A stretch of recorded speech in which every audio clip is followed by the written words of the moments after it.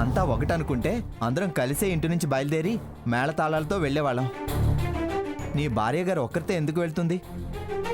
అది చాటుగా, ఎవ్వరికీ ఏ ఇన్ఫర్మేషన్ ఇవ్వకుండా, ముఖ్యంగా నానమ్మ పర్మిషన్ తీసుకోకుండా. నానమ్మ అనుమతి లేకుండా జరిగే పూజకు మేం రాదలుచుకోలేదు. పర్మిషన్ లేకపోవడం ఏంటి? ముందు మీరెళ్ళి ఏర్పాట్లు చేసుకోండి, వెనక మేము వస్తామని అన్నారట కదా. అదంతా అబద్ధం. అలా అని ఎవ్వరూ అనలేదు. నీతో డ్రామాలు ఆడుతుంది. ఆ డ్రామాకి వచ్చి మేం క్లాప్స్ కొట్టలేం. ముందు నిజానిజాలు మీ ఆవిడ గారిని అడిగి తెలుసుకో. రమ్మని మమ్మల్ని బలవంత పెట్టుకో. హలో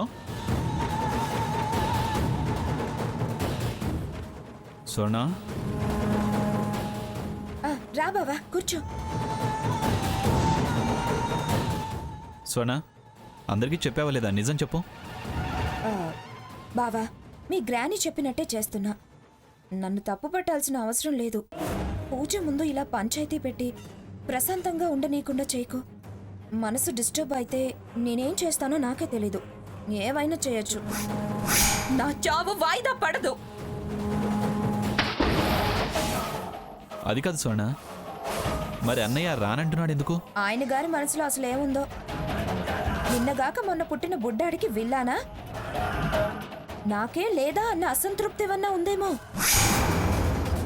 అసలు బావ ఇదివరకులా లేడు బావా. అక్కనే బాధ పెడుతున్నాడు. ఇంకా ఈ విషయంలో తిన్నగా ఎలా ఉంటాడు? చచ్చా, అన్నయ్య అలాంటివాడు కాదు. మీ గ్రాని అలా అనుకున్నావా? చివరికి నా చావు దాకా తేలే. బావా, వాళ్ళమ్మ చచ్చిపోయింది. సొమ్ము బావా, సొమ్ము ఎవరికైనా మార్పు తెస్తుంది.